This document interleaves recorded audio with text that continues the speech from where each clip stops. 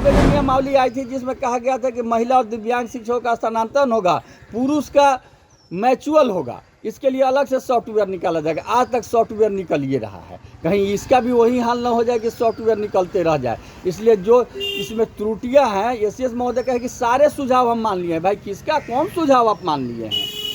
इसमें जो त्रुटियां हैं सारे सुझाव दूर कर जाए। एक पुरानी कहावत है कि खोदा पहाड़ निकली चूहिया। यह कहानी इस नियमावली पर लागू नहीं होता है, इस पर लागू होता है खोदा पहाड़ निकला नाग। जो नियमित शिक्षक है, जो बीपीएससी शिक्षक है, वो अगर चाहे तो अप्लाई कर सकते हैं, नहीं चाहे तो नहीं कर सकते, अपने विद्यालय में रहेंगे।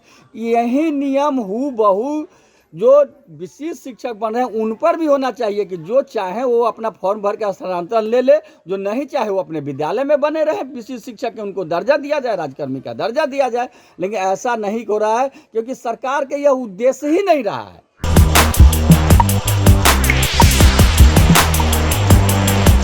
नमस्कार, मैं हूं निकुल तिवारी और आप वॉइस अब देख रहे। देखिए, शिक्षा विभाग का खुलासा कर दिया शिक्षक नेता ने। कह रहे हैं कि खोदा पहाड़ और निकला नाग। क्या कुछ खुलासा किया है वो आप सीधे सुनिए और समझिए जरूर।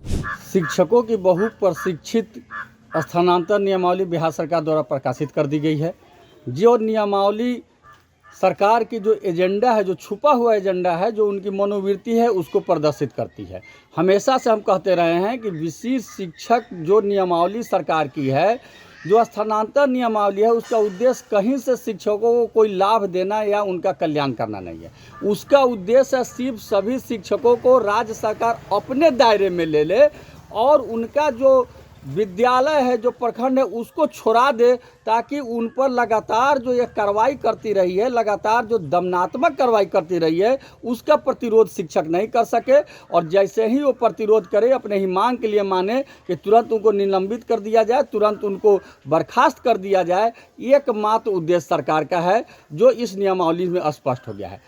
इसकी सारी नियमावली कमियों से भरा हुआ है। पहले कमियां सरकार कह रही है कि जो शिक्षक है, पुरुष शिक्षक, उनको अनुमंडल से बाहर किया जाएगा स्थानांतरण, जबकि दूसरी नियमावली में कहती है कि जो जिला है उसी जिला में किया जाएगा। बहुत सारे ऐसे जिला है, जैसे शिवहर जिला, बांका जिला, जमुई जिला, लखीसराय जिला, जहाँ एक ही, अरवल जिला, जहाँ एक ही अनुमंडल है।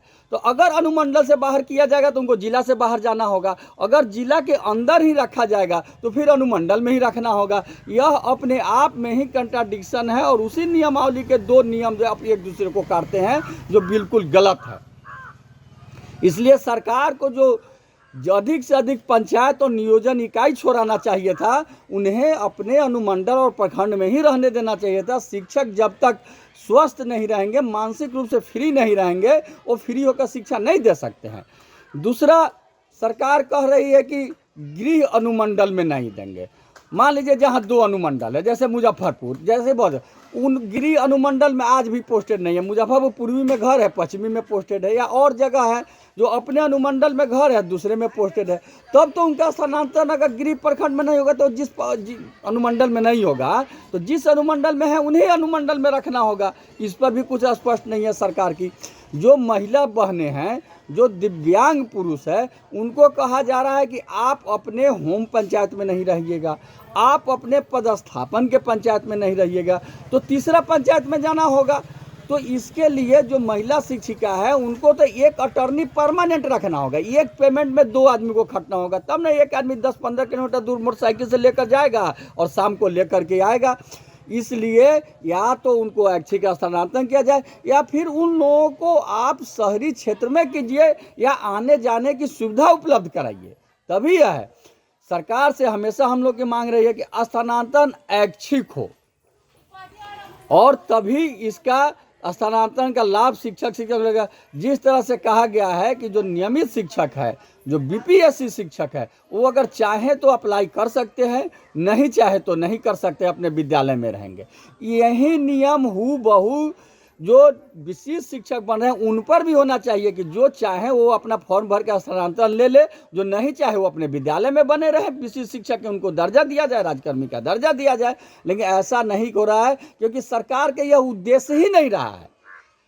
स्पष्ट रूप से कल आपने एसीएस महोदय का इंटरव्यू सुना होगा, तो उन्होंने स्पष्ट कहा है कि इससे शिक्षक बाहर चले जाएंगे, घर द्वार से दूर चले जाएंगे और मानसिक रूप से फ्री होकर के सिर्फ शिक्षा पर काम करेंगे।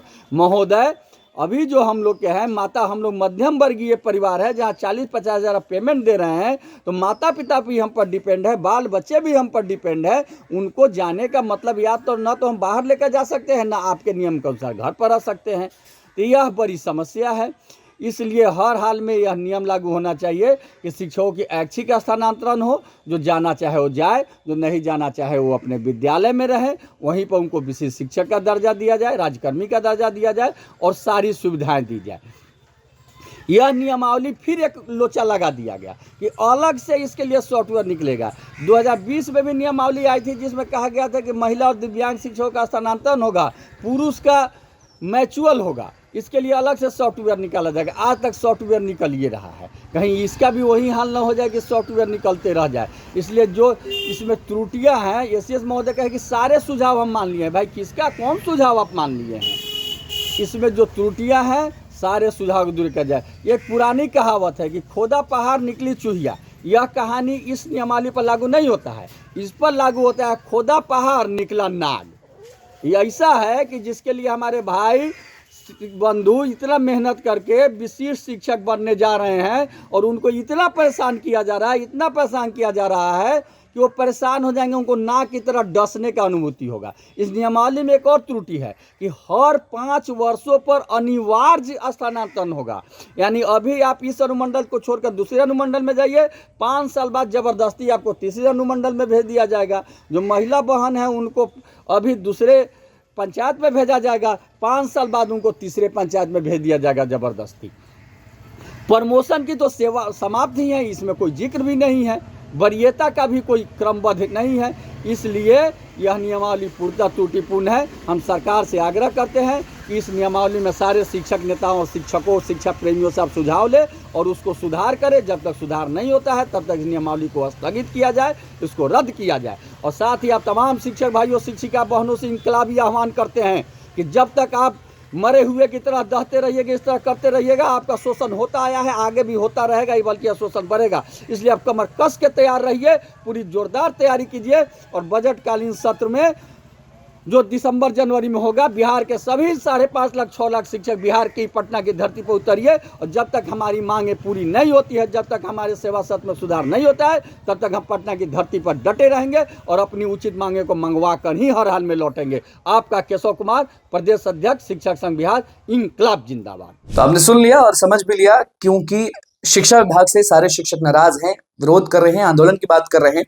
और खोदा पहाड़ निकला ना क्यों कहा शिक्षक नेता ने, क्या खुलासा किया शिक्षा विभाग का, वो आपने सुन लिया और देख भी लिया। तो बस हमारे चैनल को सब्सक्राइब करें, फेसबुक पेज को लाइक करें। बहुत बहुत धन्यवाद।